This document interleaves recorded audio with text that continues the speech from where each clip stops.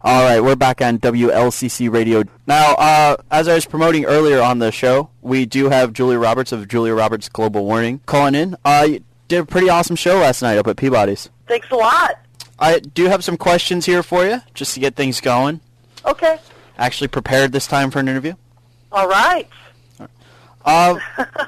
Yeah, I mean, normally it's just like, oh, well, there's going to be somebody here, I'll ask them a few questions, then whatever. Right.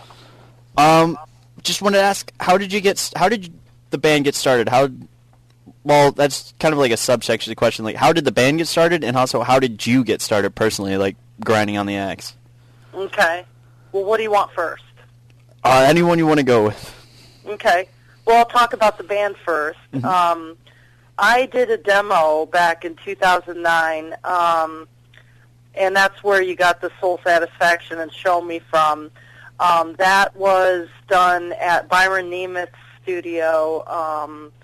It was a guy that was in a group, Byron Nemeth group, and he had a studio in his house. And so I did those demos, and I got a friend of mine, John Bainline, gave it to Bill Peters, who put it on his Metal on Metal show, WJCU. And then Sandy Kruger, my singer, she heard it.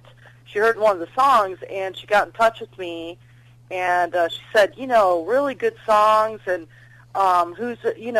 she thought I was just singing on it. She didn't know I played guitar, and she said, who's playing guitar on that? And I said, I am. She goes, you're kidding me. And I said, no. And so she was really interested in getting to know me, and we kind of hung out, and that's when she was in Black Death for a while. She was the lead singer of Black Death for a little bit. And so that's kind of how we connected. And then she knew Matt Flammable from Destructor, and he had mentioned to her that if she ever got a project together, an original project, that he would be interested. And then John Bainline knew Brooke Hodges, who was also in Destructor, and unbeknownst to Sandy and Matt, I kind of hooked him up with us. And that's kind of how we started back last year, or early last year, about a year ago. So that's kind of what happened. Oh, yes. And, I mean, that you also kind of have a legacy going on then, because you got Sandy from Black Death, and then you got basically half of Destructor going on. Yeah, so, I mean, basically running through the vein, you've got Cleveland metal history going on. I know. I'm really proud to have them in the band. I mean, and Sandy was also in a kind of cult band, Sacred Few. They released an album back in, I think, the early 80s, and that got some acclaim here in Cleveland as well, and overseas. So I'll have to look that up. Maybe I'll give old Bill Peters a ring and be like, hey, you got that somewhere? Borrow? Yeah, if you want. I mean, next time I see you, I'll have to, give you a disc. I'm sure she has some she could give you, because, I mean, it's pretty good. So, but yeah, I mean, it's kind of fate, I think, when you're ready to do something, the planets align and so forth, whatever, so. Oh, yeah, definitely. The second question that I had here was, who are your influences on guitar? I mean, I don't know. My main influences. Yeah, your main influences, and I don't want to sound like I don't want to be that guy, but I'm like sitting here like waiting for you to say like The Great Cat, and then for me to just go, No. Yeah. I mean, I was impressed. The speed and all that. I mean, I remembered her back in the day, and I don't even know if she's still out there. I think she is, but she has kind of a cult following going on. Yeah, she's got like her own YouTube channel or something now. Yeah, I think that's great. I mean, any girl that wants to get into like real guitar playing, I mean, I'm all for that. Especially the metal hard rock vein. I think there's still a lot lacking there as far as women goes, but I'd say my main influences personally was Van Halen, Eddie Van Halen, Randy Rhoads, and Yngwie Malmsteen. Those were my top three. And then I'd say Jimmy Page is put in there. I was born on Jimmy Page's birthday. Not as old as him, obviously, but January 9th. So that's kind of a cool omen. And so those are, I'd say my top four are those four. And then, but I love a lot of different guitar players. I mean, I love Steve Morse, Joe Satriani, Steve Vai, of course, and John Five. I mean, he's really good right nowadays. I mean, he's doing some innovative stuff. I'm all over the place, with people. But those are the people. Those four are the ones that really gave me my start and really influenced my playing. And I have to throw Rush in there too, because Alex Lifeson doesn't get enough love from guitar players, I think. I mean, oh, he yeah. really is. You know what I mean? It's like anytime somebody talks about Rush, it's always like, look at how awesome Geddy is on the bass, and they just go, oh, well, what about Alex? He's pretty awesome on guitar over there, but I know. it's always... Yeah, Neil and Geddy get all the credit, it seems like, but Alex, I mean, without Alex, I don't think I think he ties it all together, and he's very there wouldn't be the Edge if there wasn't Alex Lifeson. Just like the atmospheric type of tones he gets, and he's a really great player. I mean, to play with Geddy and Neil Peart, I mean, you got to be pretty damn good, I think. So, darn, I shouldn't. Oh no, it's all right. Go ahead.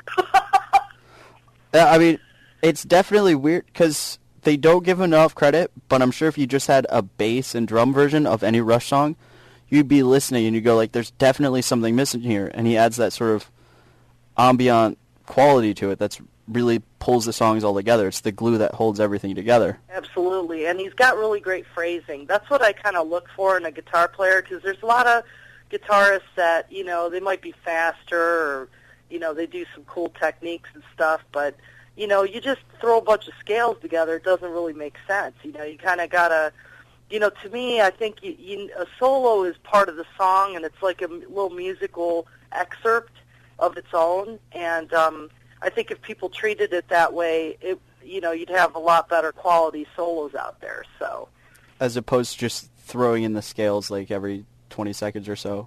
Yeah. That's one thing that I really don't like about modern metal and rock as a whole. Everybody just has to go, oh, well, this song needs to be a few minutes longer. Why don't we throw the solo here, here, and here? Right. Yeah. Yeah, to me it's kind of useless, and I really don't, that doesn't speak to me, that type of thing. So, but that's, and the second part of the first question was I started playing when I was about 12, I'd say, and my dad gave me a homemade Harmony Strat guitar. I started on electric, not acoustic like most people, and he made an amp out of a kit too, and he gave that to me before he left and said, hey, go ahead and play, and I just picked it up, and I think the first real song I ever learned was Fly By Night by Rush.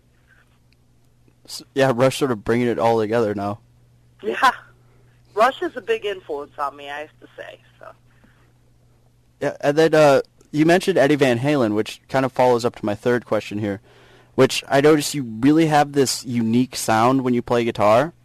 And then I got to looking at your guitar, and I noticed that it's been sort of modded out. It looks like it's almost like your personal interpretation of the general Frankenstein layout. The one humbucker there. So I mean, is that what do you do to get that tone? Is the mod part of it, or? Well, I mean, I do think EMG makes good pickups. When you play a Strat, I think, the single coil pickups, if you just have that, you really can't get a great metal sound. I mean, you have to have either a stacked pickup, which I have in my other guitar, which is basically just a humbucker, but it looks like a single coil. It's just double stacked. But a humbucker is what's going to give you that fat sound, even if it's coming out of a Strat. And to me, I'm not one to, I kind of make it simple. I don't switch in between different pickups because I think that's more for more jazz and stuff, guitarists that need to get different tones and stuff. To me, it's just, I'm just balls out metal. So all I need is that pickup, and I really don't like to mess around with a bunch of knobs. I took out the rest of the knobs. That is a page from the Eddie Van Halen book, so you got to give him that. I mean, Eddie to me is one of the most total players out there, because not only does he play masterfully, but he can take apart guitars. He knows everything about every piece of guitar.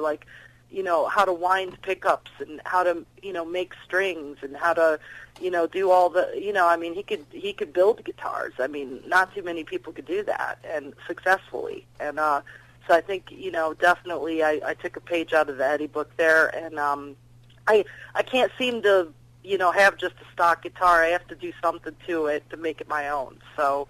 Oh yeah, the way that I see it is a guitar really has to be a representation of who you are. Yeah. And a lot of times stock guitars really can't do that. I mean, I've had a bunch of guitars here, most of which have now been falling apart just because I've tried messing around with them so much. Good for you. Yeah. But I was actually going to ask, because you did talk about the pickups there. Do you pot the pickups in paraffin, or?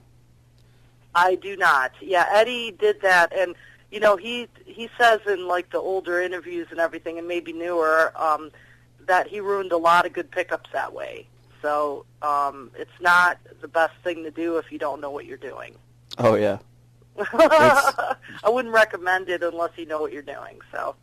Yeah, most of the time, just sit there. It's like, oh man, this is gonna be so cool. But like the melting point of the wax is almost up there with like copper, especially when it's in thin strands. So it's like, oh, I got this potted pickup now, and it's like, oh, but everything inside of it's completely melted. Yeah. Yeah, I mean, if you have a lot of money to waste and a lot of time on your hands, I mean, go for it. But, I just don't have that kind of time. Oh, yeah. Or money. So. I actually wish that there was a way to get, like, if there was a company that just sold potted pickups, because I'd buy a ton of them if they were cheap enough. Now, let me see here, because we actually did talk about this yesterday at the show. Okay. Your upcoming gigs. I know that you got one for the Women That Rock coming up here. Yeah, that's at the Rock City Tap House in Parma on Saturday the 23rd, and it's only $5 to get in. It's kind of like a hodgepodge of all kinds of different entertainment. It's not just live music. We're one of the bands, but we're having like burlesque. We're having like people that swallow like swords and fire, and I mean it's just crazy. It's gonna be fun, So then it's mostly, women oriented, in all the entertainment. So I think it's kind of like we're looking for donations for like women's domestic violence centers and things like that. So I'm always, up for like promoting women's causes and anything that's a good cause. So I think it's, it'll be a fun night, and so hopefully people could come on out there for that. Oh yeah, definitely. Especially, I mean, going to that cause right there, a lot of people should show up for that, and because there's a lot of good music there. Now, I can't speak for the burlesque dancers or sword swallowers because I've never seen them, but I'd definitely go out and see you guys play. Yeah, I mean, it's definitely, a show that's, very inexpensive, and it's a good way to see us live, and it's a good-sized stage. It's a pretty good-sized place, and, it's pretty close to the freeway right off of State Road, so it's convenient for people. We're just trying to play as much as we can, without, like, burning the Cleveland crowd out, so you don't want to play too much either. Oh, yeah. I think because looking at the lineup that you guys have played, it seems like you're doing it just right, and you're also getting some really good shows, too. I mean, you had Doro, and now you're going to have Udo coming up, too. Yeah, we're excited about that one because, I mean, obviously the voice of Accept, I mean, you can't go wrong, and his solo stuff is really powerful, and, so we definitely have tickets available for that, and we really encourage people to buy them from us because that helps us, get a better time slot and get on the main stage, so. Oh, yeah. And I just have a question because I know I'm going to be going there for the radio, too, but... Yeah. I don't think I'll get a chance to meet him, but if you do, could you ask him what was up with the cover for Breaker? Okay. Or no, wait, not, what was it? No, Balls to the Wall, not Breaker. Okay, I was going to say, okay. Yeah. Because, I mean, I almost bought a shirt with that album cover on it, and then everybody was like, no, you shouldn't wear that. I was like, oh, man, but it's a super good album. Yeah. Well, I hope I get to talk to him. I don't know. I mean, when we played the Michael Schenker show, we didn't get to talk to Michael, but I did get to friend Elliot Rubinson, which was cool. He's the bass player. He actually played bass for the Uli John Roth show that was just here too, and at Peabody's like a few weeks ago. So oh yeah, I've seen on Facebook you got to chat with him for a bit. You got a picture with him? Yeah, and but Michael Shaker, he didn't stick around. Not everybody does. I was happy to meet Doro last night, and we got a picture, and very nice girl, or woman, I should say, and she kicked ass last night. So. Oh yeah, I was actually just about to ask. I mean, you do list like on your Facebook and things Doro as being a major influence on you. So what was it like opening up for her?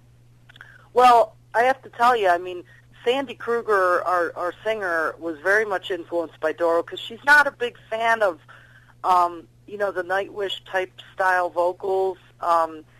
She kind of likes like more raw type vocals, and she feels that Doro really captures that for women in metal, and so I think it was a big thrill for her, and of course it was for me too because I think any strong woman fronting a metal band is good in my book, So it was pretty awesome. I mean, it was great to be there. Absolutely. Oh, yeah. And she's definitely not one of those just because a lot of times in metal you see girls join bands and they have that. It's almost, I hate to admit it, but there's such a gender gap there that when you go to see most bands that are huge and on mainstream labels, they have a girl on there. It's mostly just like eye candy. Whereas whatever you see Doro or even Sandy have vocal, it's like, wow, like they don't have that Nightwish like flyleaf vocals. They've got like actual vocals that are super metal and super intense. Yeah, and that's what belongs in metal. I mean, the not that Nightwish. I mean, I like Nightwish, myself, but Sandy doesn't. So, but anyway, and she'll tell you that. But I just, I think that a lot of women, they want to cater to that image more than the music, and I don't think that that's really the way to go because I don't think people are really going to take you seriously if that's all you care about. I mean, to me, you really got to put the metal. To me, is people want to really know that you're for real. I mean, it's definitely for kind of a working class, not just working class. I hate categories for one, but it just really is more of a real type of genre. It's not something that is there. Oh, we got to sell a bunch of records. Let's just let's put the auto tune on and let's go for it. And let's polish it up. It's more raw. It's more in your face. It's aggressive. Yeah, it doesn't follow the mainstream as much. It's got an intensity to it that other genres don't have.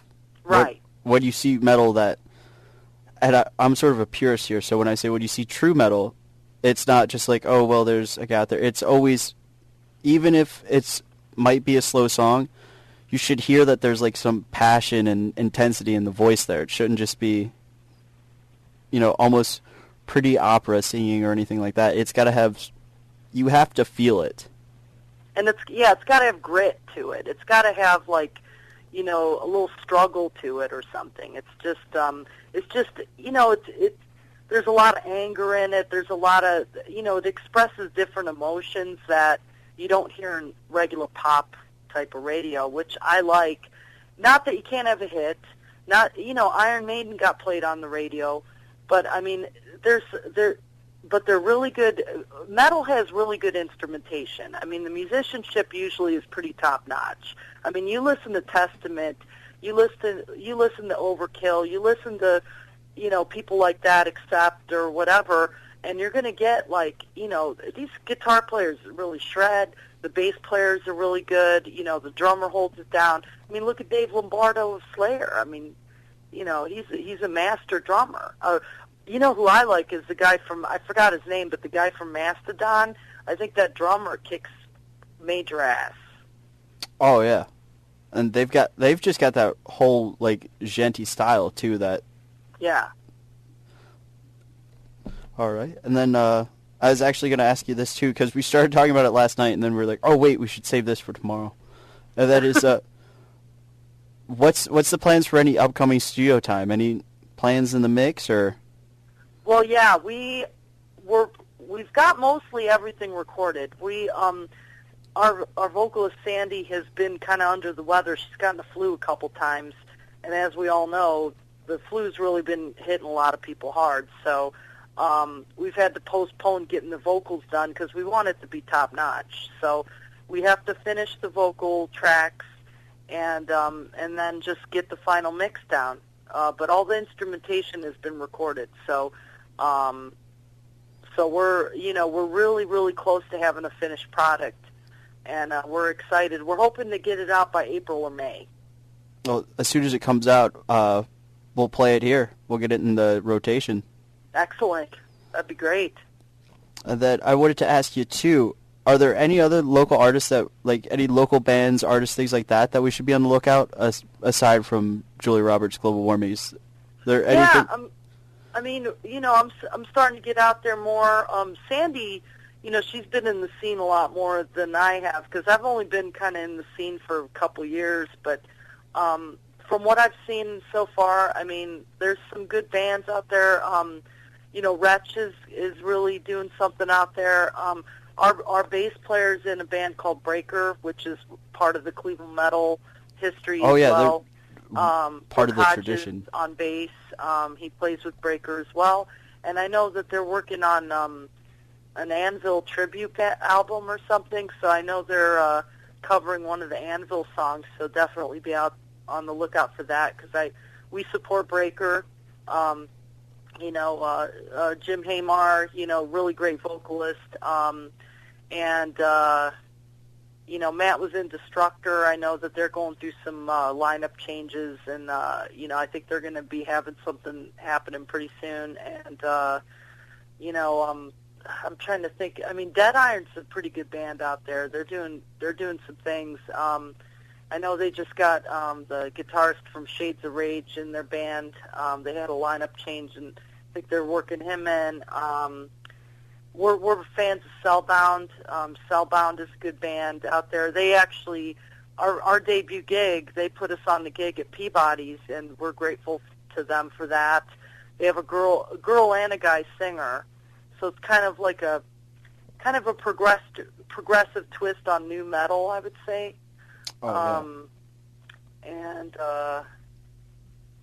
Shades of Remembrance, we played with them yesterday. I mean, they're really good musicians. I think they just got an album out, and that's just a couple plugs, I guess.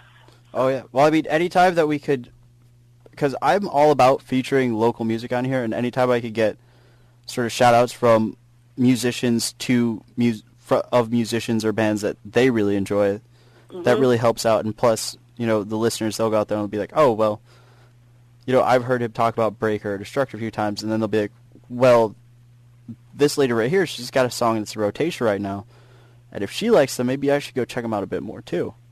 Yeah.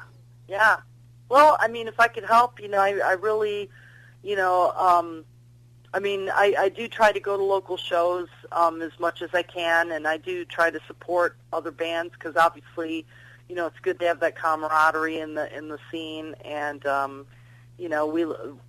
another band I really think you should check out is Sunless Sky. That has Juan Ricardo on vocals, really great vocalist.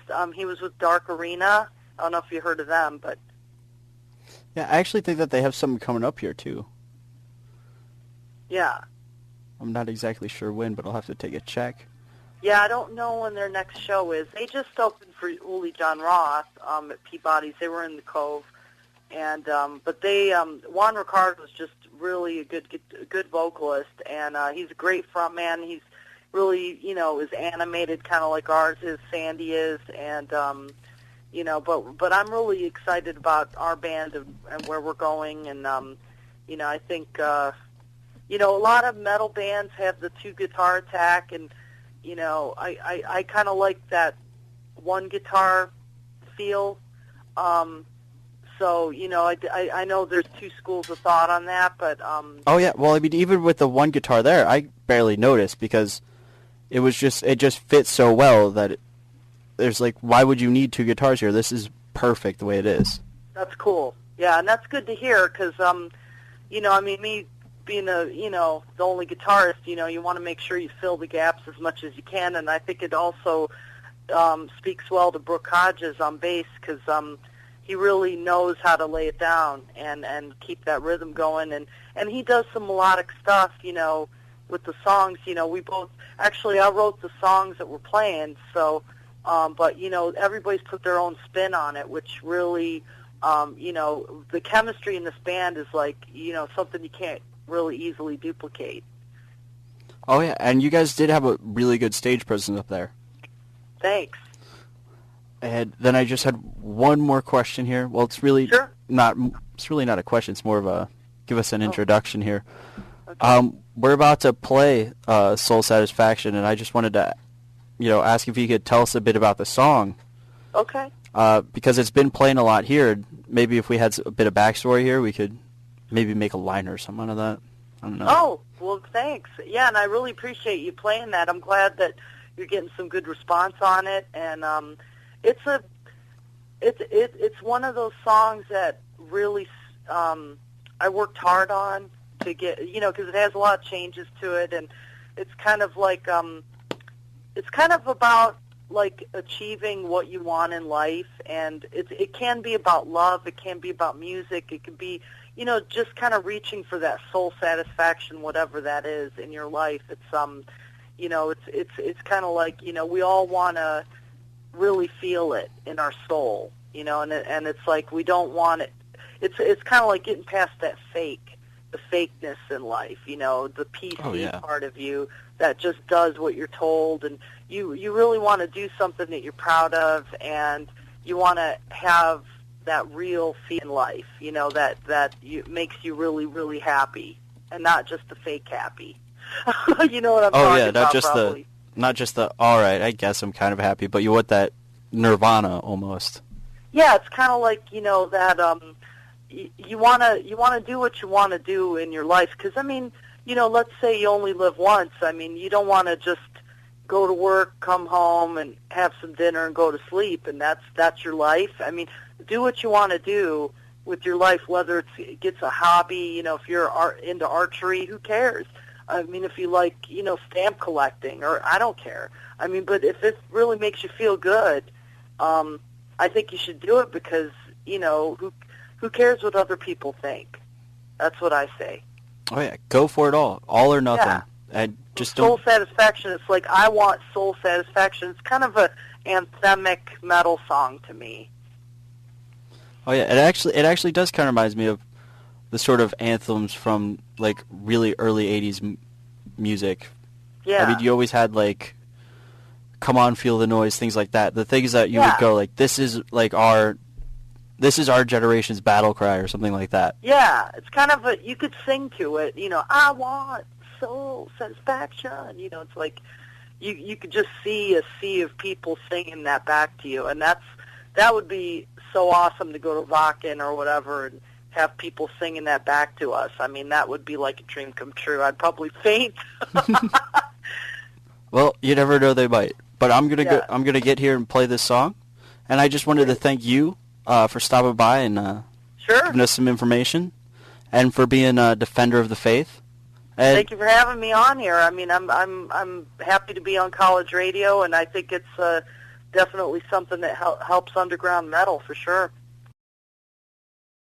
Coming up here on WLCC, in case you didn't know, this is Soul Satisfaction by Julia Roberts, Global Warning. Thank you.